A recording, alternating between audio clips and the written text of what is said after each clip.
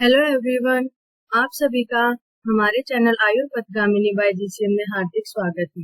जैसा कि आप सब जानते हैं, इससे पहले जो 2 वीडियोस आई थी उनमें हमने गुण की निरुक्ति, व्युत्पत्ति, गुण का डिवीजन और सेकंड वीडियो में हमने सार्थ गुण और बुद्धि प्रयत्नांत गुण के बारे में डिटेल से पढ़ा था।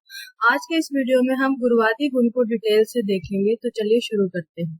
सबसे पहले हम देखते हैं गुरुवादी गुणों के नाम। तो गुरु आदि यानी कि गुरु आदि, तो पहला जो गुण है इसमें वो है गुरु और बाकी जो अन्य गुण बताए गए हैं। तो सबसे पहले आचार्य चरक के अनुसार जो गुरुवादी गुणों के नाम बताए गए हैं वो है विंशति गुण है, यानी कि ये संख्या में विंशति यानी कि 20 होते हैं। गुरु लघु, शीत उष्ण, स्निग्ध रुक्ष, मंद तीक्ष्ण, स्थिर सर, मृदु कठिन, विशद पिच्छल, श्लक्षण खर, सूक्ष्म स्थूल, सांद्र द्रव अनुगमा। तो ये 20 गुण आचार्य चरक ने बताए हैं। फिर आचार्य वाग्भट ने गुरु मंद हिम स्निग्ध श्लक्षण सांद्र मृदु स्थिरा गुणा स सूक्ष्म विशदा, तो यहाँ तक इन्होंने 10 गुण बताए हैं और साथ में लिखा है विंशति सविपर्या, यानी कि ये 10 गुण है और 10 इनके अपोजिट गुण है। सविपर्या यानी कि विपरीत जो इनके गुण है 10 गुण है और टोटल गुण कितने हैं? विंशति यानी कि 20 ही गुण आचार्य वाग्भट ने भी माने हैं। तो ये जो है गुरुवादी गुणों के 10 द्वंद्व हैं, यानी कि 10 पेयर हैं जो एक दूसरे के अपोजिट होते हैं और टोटल मिला के ये गुण 20 होते हैं। गुरु के अपोजिट लघु है, मंद के तीक्ष्ण, शीत के उष्ण, स्निग्ध के रुक्ष, श्लक्षण के खर, सांद्र के द्रव, मृदु के कठिन, स्थिर के चल, सूक्ष्म के स्थूल, विशद के पिच्छे। तो ये जो है टोटल 20 गुरुवादी गुण होते हैं। जो 10 और 10 जो दूसरे 10 हैं वो आपस में अपोजिट होते हैं, एक दूसरे के विपरीत होते हुए ये जो द्वंद्व यानी कि पेयर बनाए गए हैं। फिर सबसे पहले हम देखते हैं गुरु गुण। तो गुरु गुण की व्याख्या में बताया हुआ है यश्य द्रवश्य भ्रंगने शक्ति से गुरु। तो आचार्य वाग्भट ने बताया है यश्य द्रवश्य भ्रंगने शक्ति से गुरु। तो अष्टांग हृदय पर जो हिमाद्री की टीका है उसमें जो है गुरु गुण की एक्सप्लेनेशन दी हुई है कि जिस द्रव्य की भ्रमण करने की शक्ति होती है, पोषण करने की जिसकी शक्ति होती है, उसे गुरु गुण कहते हैं। फिर है महाभूत प्रधान, यानी कि गुरु गुण में किस महाभूत की प्रधानता होती है? गौरवम पार्थिवम आप्यम च। तो गुरु जो गुण है उसमें पृथ्वी और जल, आप्य यानी कि जल महाभूत की प्रधानता होती है। तो जो गुरु गुण युक्त द्रव्य होंगे वो पृथ्वी और जल महाभूत की प्रधानता वाले होंगे। फिर है गुरु जो गुण है उसके गुण कर्म, साध यानी कि जो अवसाद करे, उपलेप जो लेपन करे, जो कोटिंग करे, बलकृत जो बल प्रदान करे, बल को बढ़ाए, गुरु सतर्पण जो तर्पण करे, भृंगण यानी कि पोषण करे। तो आचार्य सुश्रुत के अनुसार ये जो गुरु गुण के गुण कर्म बताए गए हैं। फिर भाव प्रकाश के अनुसार गुरु वात हरम, यानी कि जो गुरु गुण है वो वात का शमन करने वाला है, वात को हरने वाला है, पुष्टि पोषण करने वाला है, श्लेष्म कृत कफ को बढ़ाने वाला है, चिरपाकीचय और देर से जिसका पाक होने वाला है, जिसका जो पाचन है वो मुश्किल से या फिर देर से होता है, ऐसे गुण को गुरु गुण कहते हैं या फिर ऐसे गुण युक्त द्रव्यों को गुरु गुण युक्त द्रव्य कहते हैं। फिर हम देखते हैं कि इसका चिकित्सीय महत्व क्या है, इसको पढ़ने का फायदा क्या है, चिकित्सा में इसका क्या यूज है। तो जो गुरु गुण है उसको हम अपतर्पण जन्य व्याधियों में प्रयोग कर सकते हैं। तो जहाँ पे पहले ही अपतर्पण हुआ है और हमने अभी देखा है कि जो गुरु गुण है वो तर्पण करने वाला है, भ्रमण करने वाला है, तो अपतर्पण जन्य व्याधियों में हमें गुरु गुण युक्त द्रव्यों का प्रयोग करना चाहिए शरीर का बल बढ़ाने हेतु। तो अभी हमने देखा आचार्य सुश्रुत ने बताया है कि जो गुरु गुण है वो बलकृत है, बल को बढ़ाने वाला है। तो जहाँ पे शरीर में बल की कमी है तो बल को बढ़ाने के लिए गुरु गुण का प्रयोग करना चाहिए अत्य अग्नि की अवस्था में। अभी हमने देखा कि चिरपाकी है, ये देर से या फिर मुश्किल से जिसका पाचन होता है। तो अत्याग्नि की अवस्था क्या होती है कि जिसमें जो अग्नि है वो सामान्य से ज्यादा अत्यधिक बढ़ जाती है। तो ऐसी अवस्था में यदि गुरु गुण युक्त द्रव्यों का प्रयोग किया जाए तो उसके द्वारा अग्नि को नॉर्मल किया जा सकता है, बैलेंस किया जा सकता है। फिर है कहाँ वर्जित है, यानी कि गुरु गुण का प्रयोग कहाँ निषेध है, कहाँ हमें नहीं करना चाहिए। तो सबसे पहले संतर्पण जन्य व्याधियों में, यानी कि जो व्याधियां संतर्पण अत्यधिक तर्पण करने से हुई हैं उत्पन्न, तो उन व्याधियों में हम अगर गुरु गुण का अत्यधिक प्रयोग करेंगे तो गुरु गुण तर्पण करने वाला होता है, तो वो व्याधियां अत्यंत बढ़ जाएंगी। तो इसीलिए उन व्याधियों में हमें गुरु गुण का प्रयोग नहीं करना चाहिए। फिर है अग्नि मांद्य की अवस्था में, तो अभी हमने देखा था कि चिरपाकी है, ये मुश्किल से देर से जिसका पाचन होता है, और अग्नि अगर मंद होगी और ये चिरपाकी है तो इसका जो गुरु गुण युक्त द्रव्यों का पाचन जो है वो नहीं होगा और अग्नि और ज्यादा मंद हो जाएगी। तो अत्यग्नि की अवस्था में गुरु गुण को देना है और अग्नि मांद्य की अवस्था में गुरु गुण का प्रयोग नहीं करना है।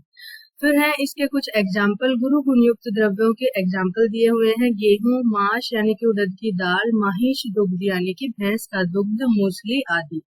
फिर है प्रकृतितः गुरु द्रव्य, यानी कि स्वभावतः गुरु कौन से द्रव्य प्रकृतितः गुरु होते हैं या स्वभावतः गुरु होते हैं।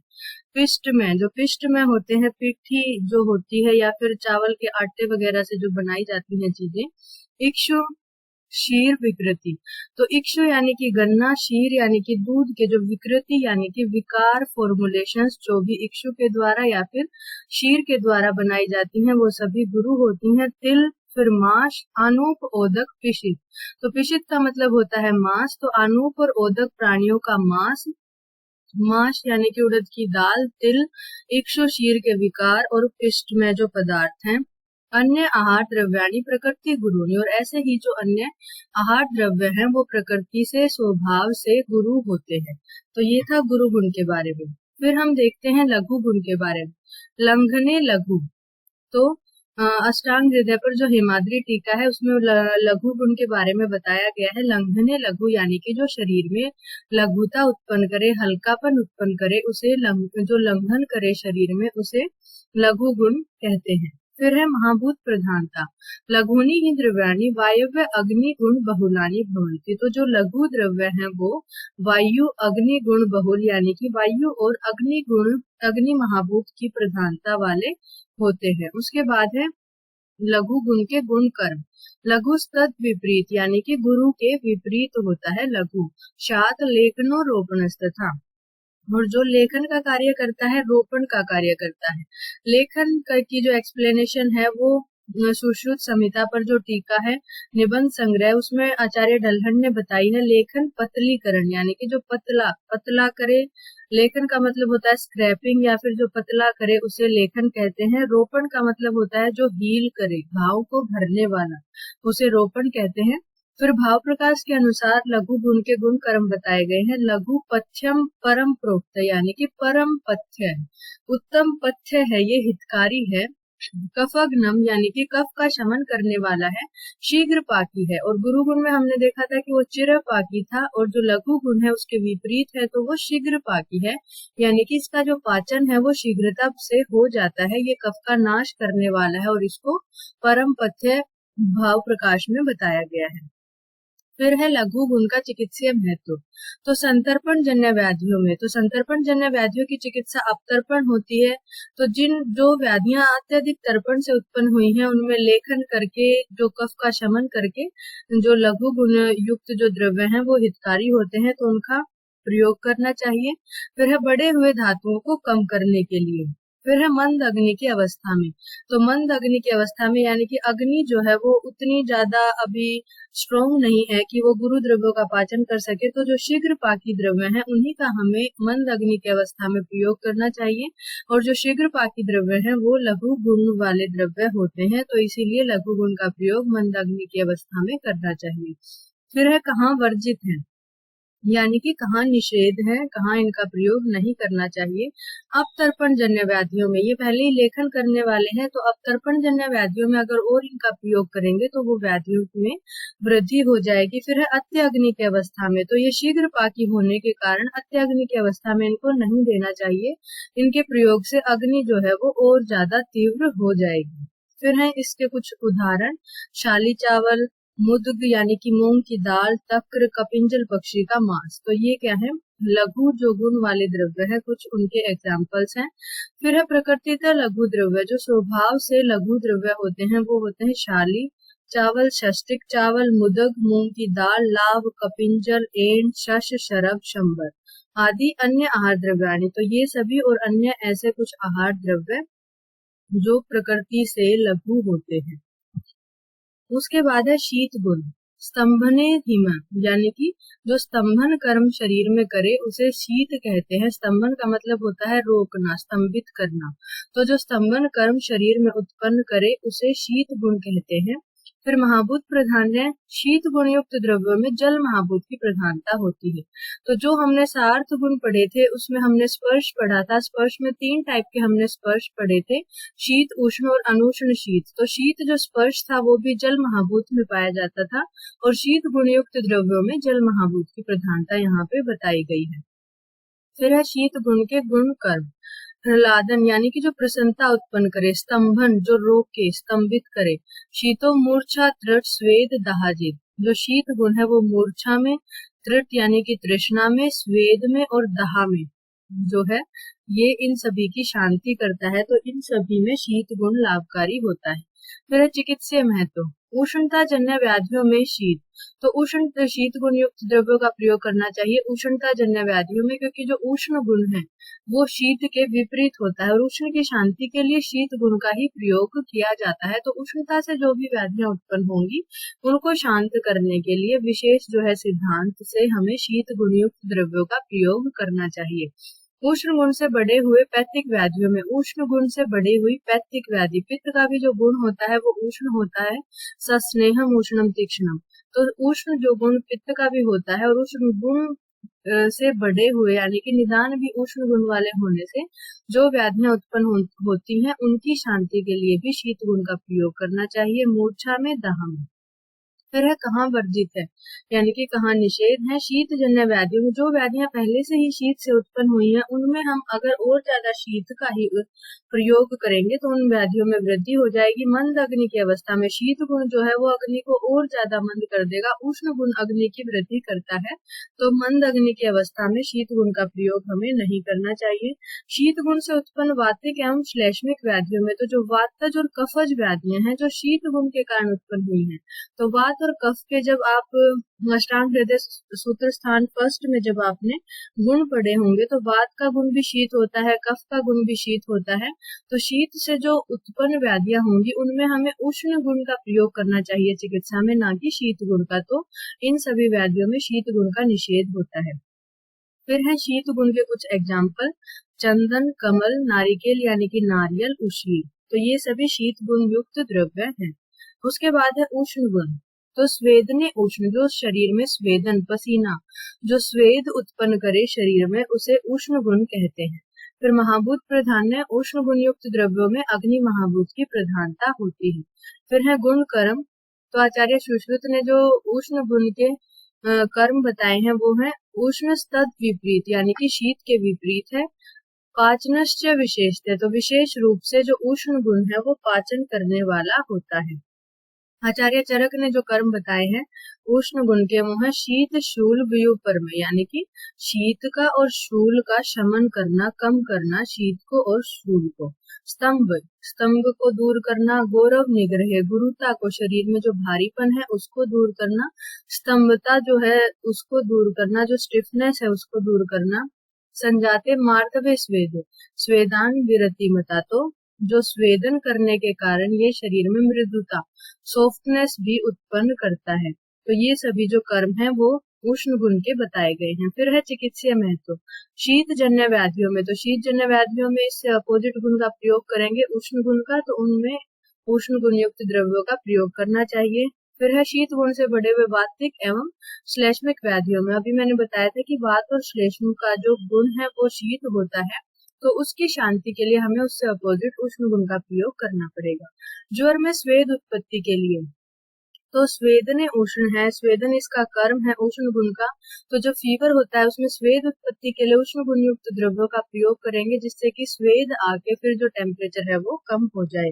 फिर दीपन पाचन के लिए, तो पाचनस्य विशेषता आचार्य सुश्रुत ने बताया है, तो दीपन पाचन के लिए उष्ण गुण का प्रयोग करना चाहिए। फिर कहाँ वर्जित है, उष्णजन्य व्याधियों में, जो पहले से उष्णजन्य व्याधि हैं, उनमें हमें शीत गुण का प्रयोग करना चाहिए, ना कि उष्ण गुण का। तीक्ष्ण अग्नि की अवस्था में तो ये दीपन पाचन है, पहले ही अग्नि को और ज्यादा बढ़ा देगा। तो जहाँ पे अग्नि पहले ही तीक्ष्ण है, वहां पे हमें उष्ण गुण का प्रयोग नहीं करना चाहिए। फिर है उष्ण गुण से उत्पन्न पैतृक व्याधियों। पित्त का भी गुण उष्ण है और उष्ण गुण से उत्पन्न है, तो उनमें हमें उष्ण गुण का प्रयोग ना करके शीत गुण का प्रयोग करना चाहिए। फिर इसके कुछ एग्जाम्पल्स बताए हुए हैं। मरीच, भल्लातक, चित्रक, शुंठी, ये सभी क्या है, उष्ण गुण युक्त द्रव्य होते हैं। फिर है स्निग्ध गुण। तो व्याख्या करी गई है स्निग्ध गुण की। क्लेदने स्निग्ध, जो शरीर में क्लेदन उत्पन्न करे। क्लेद का मतलब होता है गीलापन, जो धातुओं का स्नेह या द्रव भाग जो होता है उसे क्लेद कहते हैं। तो जो शरीर में क्लेदन उत्पन्न करे उसे स्निग्ध गुण कहते हैं, जो शरीर में स्निग्धता उत्पन्न करे। महाभूत प्रधान ने क्या है, पृथ्वी अम्बु गुण भूयिष्ठ है, स्नेह है। तो जो स्निग्ध है वो पृथ्वी और अम्बु यानी कि जल, पृथ्वी और जल महाभूत प्रधान होता है। गुण कर्म आचार्य सुश्रुत ने बताए हैं। स्नेह मार्द्र कृत, मृदुता उत्पन्न करता है। स्निग्धो बल वर्ण करस तथा, तो बल को बढ़ाता है और वर्ण को इम्प्रूव करता है, जो स्निग्ध गुण होता है वो। फिर भाव प्रकाश के अनुसार स्निग्धम वात हरम, वात को हरण करने वाला है, क्योंकि वात का गुण रुक्ष होता है। स्निग्ध जो है वात का शमन करने वाला है। श्लेष्मकारी, और जो स्निग्ध गुण है वो कफ का गुण होता है, इसलिए ये श्लेष्मकारी है, कफ को बढ़ाने वाला है। वृश्य है बलापहम, और बल को बढ़ाने वाला है, बलावहम। फिर चिकित्सीय महत्व क्या है, रुक्षता जन्य व्याधियों में। तो जहाँ पे ड्राइनेस हुई है, रुक्ष गुण के अत्यधिक सेवन से जो व्याधियां उत्पन्न हुई हैं, उनमें स्निग्ध गुण का प्रयोग करना चाहिए।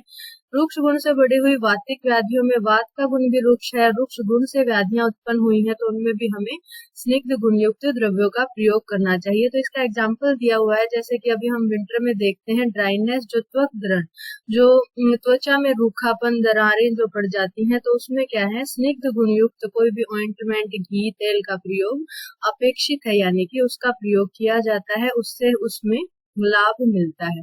तो जहाँ पे भी रुक्षता से उत्पन्न व्याधियां हैं, उनमें हमें स्निग्ध गुण का प्रयोग करना चाहिए। फिर है कहाँ वर्जित है, स्निग्धता जन्य व्याधियों में स्निग्ध गुण का प्रयोग हमें, जो व्याधियां पहले ही स्निग्ध गुण से उत्पन्न हुई हैं, उनमें नहीं करना चाहिए। मेदस्वी पुरुषों में जहाँ पे मेद पहले ही बढ़ा हुआ है, स्निग्धता उनके शरीर में पहले ही ज्यादा है, मेद और कफ मेदस्वी पुरुषों का बड़ा होता है, और जो स्निग्ध गुण है वो कफ को बढ़ाने वाला होता है, तो इसीलिए उसमें प्रयोग नहीं करना चाहिए। नित्य मंद अग्नि वाले पुरुषों में तो स्नेह का प्रयोग जो है, नित्य पहले ही जिनकी अग्नि मंद है, तो वो स्नेह का पाचन नहीं कर पाएंगे, तो उसमें हमें स्निग्ध गुण का प्रयोग नहीं करना चाहिए। तृष्णा में, मूर्छा से ग्रसित व्यक्तियों में हमें स्निग्ध गुण का प्रयोग नहीं करना चाहिए। फिर इसके एग्जाम्पल्स घृत, तैल, वसा, मज्जा, तिल इत्यादि, ये सभी स्निग्ध गुण के एग्जाम्पल्स हैं। फिर है रुक्ष गुण। तो रुक्ष गुण के लिए कहा गया है शोषणे रुक्ष, जो शोषण कर्म करे, जो सुखाए, शोषण करे जो, तो उस गुण को रुक्ष गुण कहते हैं। फिर है महाभूत प्राधान्य। रुक्ष गुण युक्त द्रव्यों में अग्नि और वायु महाभूत की प्रधानता होती है, तो अग्नि और वायु महाभूत प्रिडोमिनेंट होते हैं रुक्ष गुण वाले द्रव्य। फिर गुण कर्म बताते हुए आचार्य सुश्रुत ने कहा है रुक्ष तद विपरीत, यानी कि स्निग्ध के विपरीत है। शात विशेषात स्तंभन खर है, तो ये विशेष रूप से स्तंभन को करने वाला है और खरता को उत्पन्न करने वाला है, रफनेस को उत्पन्न करने वाला है। रुक्ष समीरण कर्ण करम परम कफ हरम मतम। तो भाव प्रकाश के अनुसार जो रुक्ष गुण है, समीर यानी कि वात को बढ़ाने वाला है, तो वात का गुण भी होता है तत्र रुक्षो लघु शीत है, तो रुक्ष जो है वो वात को बढ़ाने वाला है। कफ हर यानी कि कफ को कम करने वाला है। तो चिकित्सीय महत्व में इसका कहाँ हमें प्रयोग करना चाहिए, तो स्निग्धता जन्य, अत्यधिक स्निग्धता से जो व्याधियां उत्पन्न हो गई हैं, तो स्निग्धता को कम करने के लिए हमें रुक्ष गुण वाले द्रव्यों का प्रयोग करना चाहिए। स्निग्ध गुण से बढ़े हुए श्लेष्मिक व्याधियों में स्निग्ध गुण को दूर करने के लिए रुक्ष का प्रयोग करना चाहिए। साथ ही साथ भाव प्रकाश ने बताया है कि ये कफ हर है, तो श्लेष्मिक व्याधियों में भी रुक्ष गुण का प्रयोग हमें करना चाहिए। कहाँ वर्जित है, तो रुक्षता जन्य व्याधियों में जो पहले से ही रुक्ष गुण के कारण व्याधियां उत्पन्न हुई हैं, उनमें हमें रुक्ष गुण का प्रयोग नहीं करना चाहिए। कृश पुरुषों में, जो कृश पहले से ही कमजोर है, कृश है, इमेसिएटेड हैं, उनमें हमें रुक्ष गुण का प्रयोग नहीं करना चाहिए। फिर उदाहरण बाजरा, गोमूत्र, मधु, आसा वरिष्ठ, जो भी फर्मेंटेड प्रिपरेशंस हैं, वो सभी रुक्ष गुण प्रधान होती हैं। तो ये सभी एग्जांपल्स थे रुक्ष गुण के। फिर है मंद गुण। तो मंद गुण की व्याख्या करते हुए बताया गया है शमने मंद, जो शमन कर्म करे शरीर में उसे मंद गुण युक्त द्रव्य कहेंगे। तो महाभूत प्राधान्य में पृथ्वी और जल महाभूत की प्रधानता होती है। गुण कर्म बताते हुए आचार्य सुश्रुत ने कहा है मंदो यात्रा अकर स्मृत, यानी कि जो गति जो है भाव पदार्थों की वो कम कर देता है, वैसा जो गुण है वो मंद गुण है, जो गति में कमी लेके आता है, जो जो स्थिरता उत्पन्न करता है उसे मंद गुण कहेंगे। कफ दोष की वृद्धि करने वाला होता है और अग्नि को मंद करने वाला मंद जो गुण है वो होता है। फिर चिकित्सीय महत्व क्या है कि ये धातुओं की वृद्धि करता है, स्थिरता उत्पन्न करता है, पाक और स्त्राव हर है। तो ये जो है यात्रा कर जो बताया गया है, ये जो गति को मंद करने वाला है, तो जो भी स्त्राव हो रहा होगा, जो भी सिक्रेशन है उनको कम करने वाला होगा, ये पाक को कम करने वाला होगा। अतिसार की अवस्था में तो जो लूज मोशंस होते हैं, तो अतिसार की अवस्था में जहाँ पे मल की जो प्रवृत्ति है वो अत्यधिक बढ़ जाती है, बार बार मल प्रवृत्ति और द्रव मल प्रवृत्ति होती है, तो वैसी अवस्था में गति को कम करने के लिए मंद गुण का प्रयोग हमें करना चाहिए। फिर है कहाँ वर्जित है, तो कफ वृद्धि की अवस्था में। तो कफ दोष की वृद्धि ये करने वाला होता है, तो जहाँ पे पहले ही कफ दोष की वृद्धि हुई है उसमें हमें मंद गुण का प्रयोग नहीं करना चाहिए। फिर मलबद्धता की अवस्था में ये जो है गति को कम करने वाला है, पहले ही मलबद्धता कॉन्स्टिपेशन जहाँ पे हुआ है, तो उस कंडीशन में हमें मंद गुण युक्त द्रव्यों का प्रयोग नहीं करना है। फिर इसके कुछ एग्जाम्पल दिए हुए हैं, वत्सनाभ, अहिफेन, गुरुचि आदि। तो ये था मंद। उसके बाद है तीक्ष्ण गुण। तो जो तीक्ष्ण गुण है उसके लिए कहा गया है शोधने तीक्ष्ण, जो शरीर में शोधन कार्य करे, जो दोषों को बाहर निकाले शरीर से, उन्हें क्या कहते हैं, तीक्ष्ण गुण वाले द्रव्य कहते हैं। महाभूत प्रधानता अगर हम देखें तो अग्नि महाभूत की प्रधानता होती है। आचार्य सुश्रुत ने गुण कर्म बताते हुए कहा है दाह पाक कर तीक्ष्ण स्त्रावण, यानी कि स्त्राव को बढ़ाने वाला है, दाह को करने वाला है, पाक को करने वाला है। तो भाव प्रकाश ने बताया है तीक्ष्णम पित्त करम प्रायो लेखनम कफवात हृत। तो पित्त को बढ़ाने वाला है, लेखन करने वाला है और कफवात का शमन करने वाला है। तो चिकित्सीय महत्व क्या है, तीक्ष्ण गुण बढ़े हुए कफवात और धातुओं के क्षय में कारक है। तो जहाँ पे कफवात हृत ये बताया हुआ है, तो जहाँ पे भी कफवात की वृद्धि हुई है उस अवस्था में हमें तीक्ष्ण गुण का प्रयोग करना चाहिए। पांडु रोग में तीक्ष्ण गुणात्मक द्रव्यों में वमन एवं विरेचन का प्रयोग किया जाता है।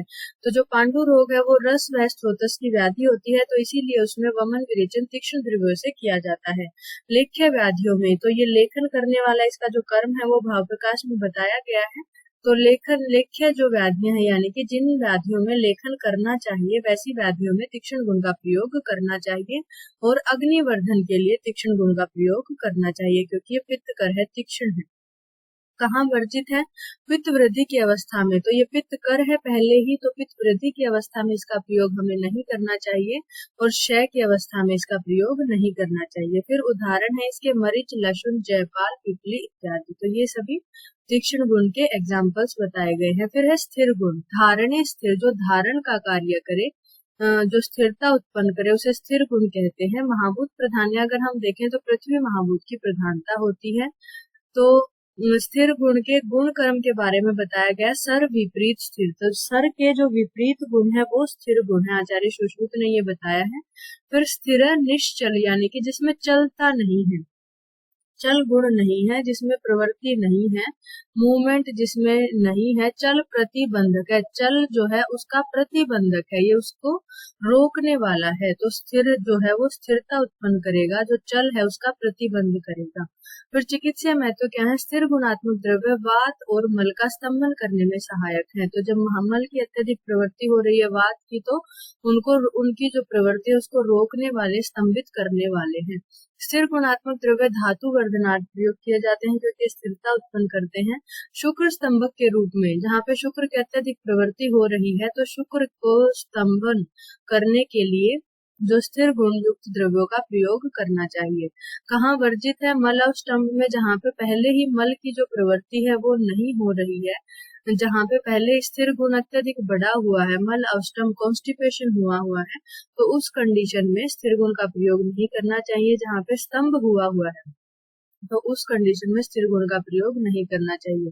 इसके कुछ एग्जाम्पल्स बताए गए हैं, केला, प्रवाल, जातिफल, खदिर। तो ये एग्जाम्पल्स हैं स्थिर गुण के। उसके बाद है सरगुण। तो प्रेरणे चलय या फिर प्रेरणे सरय, जो प्रेरण करता है, जो प्रवृत्ति करवाता है, जो चल जो गुण है उसको उत्पन्न करता है, चल जो भाव है उसको उत्पन्न करता है, उसे सरगुण कहते हैं। महाभूत प्राधान्य अगर हम देखें तो जल महाभूत की प्रधानता होती है इसमें। गुण कर्म आचार्य सुश्रुत ने बताए हैं, सरो ही अनुलोमन प्रोक्त है। तो अनुलोमन जो करवाए, यानी कि जो भी भाव है जो शरीर से जिनका निष्क्रमण होना है, उनको अपने प्राकृतिक मार्ग से जो बाहर निकाले, उनका अनुलोमन जो करवाए उसे सरगुण कहते हैं। चिकित्सीय महत्व अगर हम देखें सरगुण का, तो वात अनुलोमक होने से, वात का अनुलोमन यानी कि वात को अपने प्राकृत मार्ग से बाहर निकालने वाला होने के कारण इसे मल अष्टम कॉन्स्टिपेशन में उदावृत, जहाँ पे वायु की जो गति है वो प्रतिलोम हो जाती है, वैसी कंडीशन उदावृत में इसका प्रयोग करना चाहिए, क्योंकि ये वात का अनुलोमन कर देता है, उसे अपने प्राकृत मार्ग से बाहर निकाल देता है। कहाँ वर्जित है? अतिसार की अवस्था में, जहाँ पहले ही अतिसरण हो रहा है अत्यधिक मात्रा में अतिसार में, तो वहां पे सरगुण का प्रयोग हमें नहीं करना चाहिए। क्षय की अवस्था में हमें सरगुण का प्रयोग नहीं करना चाहिए। इसके कुछ एग्जाम्पल्स बताए गए हैं, हरित की, त्रिवृत, स्नाय पत्थर आदि। तो ये एग्जाम्पल्स हैं सरगुण के। उसके बाद है मृदु गुण। तो मृदु गुण की व्याख्या बताई हुई है, श्लथने मृदु, जो शरीर में शिथिलता उत्पन्न करे उसे मृदु कहते हैं। महाभूत प्राधान्य अगर हम देखें तो जल और आकाश महाभूत की इसमें प्रधानता होती है।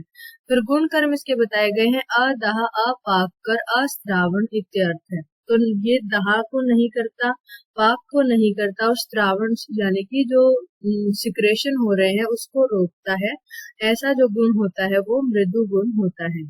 तो चिकित्सीय महत्व, मृदु गुण में श्लथन का कार्य होने से वह मांस धातु की कठिनता को नष्ट करने में, तो ये मृदुता उत्पन्न करता है, सॉफ्टनेस उत्पन्न करता है, शिथिलता उत्पन्न करता है। तो मांस धातु की कठिनता, अगर कहीं कोई ग्रंथि बन गई है, कहीं कोई गांठ बन गई है, तो उसको मृदु करने के लिए मृदु गुण युक्त द्रव्यों का प्रयोग करना चाहिए। अतः पाककर होने से व्रणों को हील करने में इसका यूज किया जाता है। फिर है कहाँ वर्जित है? तो मेद मास शैथिल्य, जहाँ पे शैथिल्य पहले से ही हुआ है, शिथिलता, तो उनमें और ज्यादा शिथिलता उत्पन्न करने वाले द्रव्य जो कि मृदु गुण युक्त द्रव्य है, उनका प्रयोग हमें नहीं करना चाहिए। इसके कुछ एग्जाम्पल्स बताए गए हैं, घृत, तैल, वसा, मज्जा, गोधूम आदि। फिर है कठिन गुण। तो दृढ़ीकरण कठिन, जो दृढ़ता उत्पन्न करे शरीर में, उसे कठिन कहते हैं, कठिन गुण कहते हैं, और इसमें पृथ्वी महाभूत की प्रधानता होती है। गुण कर्म में ये दृढ़ीकरण करता है, दृढ़ता उत्पन्न करता है, बल को बढ़ाता है, मलों में शुष्कता लेके आता है, वात को बढ़ाता है और कफ को कम करता है।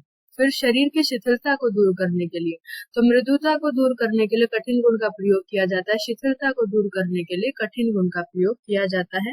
मांस वृद्धि की अवस्था में, क्योंकि ये शुष्कता लेके आता है, दृढ़ता लेके आता है, तो मांस वृद्धि की अवस्था में इसका प्रयोग करना चाहिए।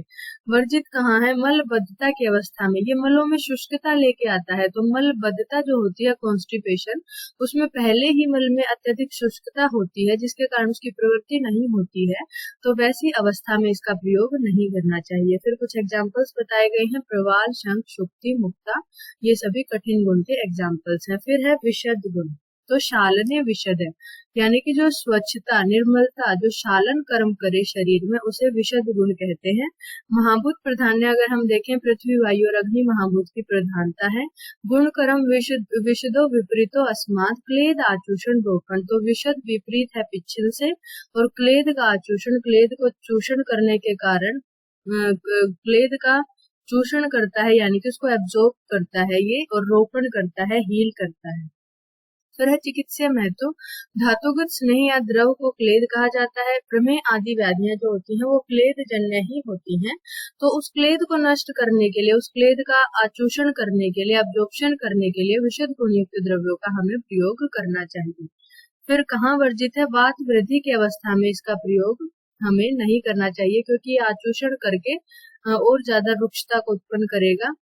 फिर उसके कुछ एग्जाम्पल्स दिए गए हैं, मुदग यानी कि मूंग की दाल, मध्य, निम्ब, तक्रपिंड, ये सभी इसके एग्जाम्पल्स हैं। फिर है पिच्छल गुण। तो लेपने पिच्छल, जो लेपन कर्म करे, जो कोटिंग करे शरीर में, उसे पिच्छल गुण कहते हैं। और पिच्छल जो गुण है उसमें जल महाभूत की प्रधानता होती है।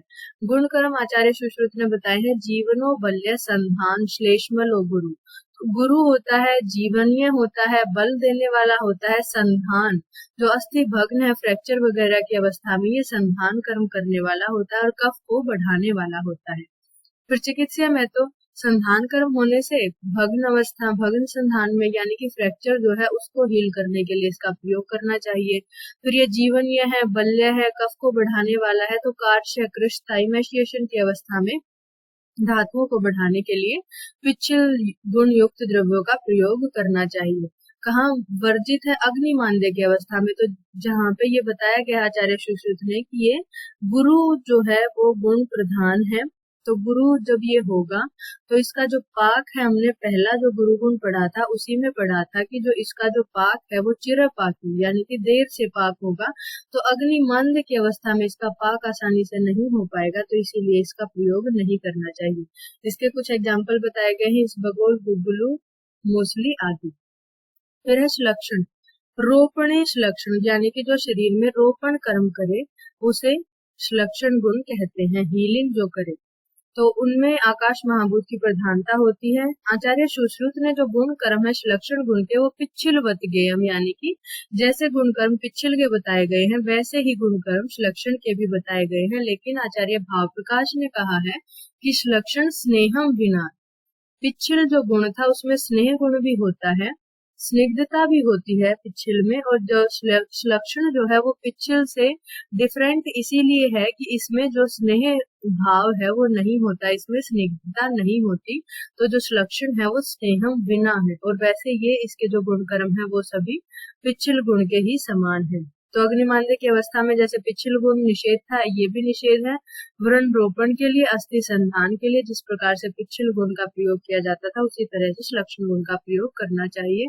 इसके एग्जाम्पल प्रवाल पिष्टि, मुक्ता, न्यष्टि, मधु यानी कि मुलैठी, अभ्रक आदि। फिर है खर गुण। लेखने खर जो लेखन का कार्य करे, स्क्रैपिंग करे। पहले हमने पढ़ा था आचार्य डलहन ने कहा है लेखने पतलीकरण है, जो पतला करे, लेखन करे, वैसे जो द्रव्य हैं उनको खर गुण युक्त द्रव्य जानना चाहिए। इनमें महाभूतों की प्रधानता अगर हम देखें तो पृथ्वी और वायु महाभूत की प्रधानता है। गुण कर्म लेखन करता है, लेखन करके धातुओं का क्षय करेगा, मल मूत्र का शोषण करता है, शरीर में कर्कशता उत्पन्न करता है, वात दोष को बढ़ाता है और कफ दोष का क्षय करता है। फिर चिकित्सा महत्व, तो जहाँ पे धातु वृद्धि ऐसी हुई है कि जिसमें स्क्रैपिंग की जरूरत है, लेखन की जरूरत है, वहां पे खर गुण युक्त द्रव्यों का प्रयोग करना चाहिए। वात की वृद्धि करता है तो इसीलिए इसे वात वृद्धि की अवस्था में प्रयोग नहीं करना चाहिए। कमल, दंड, यव, करंज आदि इसके एग्जाम्पल बताए गए हैं। फिर है सूक्ष्म गुण। विवरणे सूक्ष्म यानी कि जो स्रोतों को विस्तारित करे उसको क्या कहेंगे? सूक्ष्म गुण युक्त द्रव्य कहेंगे। फैलाए जो विस्तार करे, चौड़ा करे जो उनको। महाभूत प्रधान ने क्या है? अग्नि, वायु और आकाश महाभूत की प्रधानता होती है। गुण कर्म क्या बताए गए? सूक्ष्मस्तु सूक्ष्म्यात् सूक्ष्मेषु स्रोत है, स्व अनुसर स्मृत है, यानी कि जो सूक्ष्म गुण है वो सूक्ष्म्यात् सूक्ष्म होने से, सूक्ष्मेषु स्रोत है, सूक्ष्म से सूक्ष्म स्रोतों में प्रवेश कर जाते हैं। जो पतले पतले स्रोतस हैं, बहुत छोटे माइन्यूट जो स्रोतस हैं, सूक्ष्म गुण वाले द्रव्य उनमें भी प्रवेश कर जाते हैं। चिकित्सा महत्व क्या है? सूक्ष्म गुणयुक्त गुणात्मक द्रव्य सूक्ष्म स्रोतगामी होने से आशु गति से कार्य करते हैं, यानी कि ये अत्यंत सूक्ष्म से स्रोतों में भी जब प्रवेश कर सकते हैं तो ये आशु यानी कि शीघ्रता से कार्य करने वाले होते हैं, जैसे कि मध्य, पारद, लवण, गुगुल आदि। फिर है स्थूल, समर्णी स्थूल, जो कि स्रोतस जो है उनमें संकुचता उत्पन्न करे, संकोच उत्पन्न करे उनमें, तो जो स्थूलता उनमें उत्पन्न करे, उनकी जो डायमेंशन है उसको कम करे, तो वैसे जो गुणयुक्त द्रव्य होते हैं उन्हें स्थूल कहते हैं। इनमें पृथ्वी महाभूत की प्रधानता होती है और गुण कर्म ये शरीर में स्थूल्य की यानी कि ओबेसिटी की उत्पत्ति करते हैं, स्थूलता की उत्पत्ति करते हैं, स्रोतों का अवरोध कर देते हैं क्योंकि ये उनका संकुचन करते हैं, तो उनमें अवरोध उत्पन्न कर देते हैं। फिर चिकित्सा महत्व क्या है? कृष्ण व्यक्ति को स्थूल बनाने के लिए स्थूल गुणयुक्त द्रव्यों को जो कमजोर है उनको मोटा करने के लिए स्थूल गुणयुक्त द्रव्यों का प्रयोग करना चाहिए। अत्याग्नि की अवस्था में भी इनका प्रयोग करना चाहिए। फिर कुछ एग्जाम्पल है श्रीखंड, उड़द, माहिष यानी कि भैंस का दुग्ध आदि। फिर है द्रव गुण। तो विलोडने द्रव्य, तो जो विलोडन कार्य शरीर में करे, जो विलोडन का अर्थ होता है फैलना, जो फैलना जो गुण जिसमें होता है उसे द्रव गुण युक्त द्रव्य कहते हैं। विलोडन जो कर्म करते हैं तो इनमें जल महाभूत की प्रधानता होती है और ये शरीर में क्लेद उत्पन्न करते हैं। तो जो भी ऐसी व्याधियां हैं जिनमें क्लेद जो है वो अत्यधिक कम हो गया है, धातुओं का जो द्रव भाग या स्नेह भाग है वो अत्यंत कम हो गया है, तो वैसी अवस्था में हमें द्रव गुणयुक्त द्रव्यों का प्रयोग करना चाहिए। इसके एग्जाम्पल हैं जल, दूध, दही, इक्षु रस यानी कि गन्ने का रस। तो ये था द्रव गुण। ये हमारे 20 जो गुरुवादी गुण है वो कंप्लीट हो गए हैं। अगर आपको हमारी वीडियो अच्छी लगे तो प्लीज वीडियो को लाइक करें, शेयर करें, चैनल को सब्सक्राइब करना ना भूलें। Thank you so much.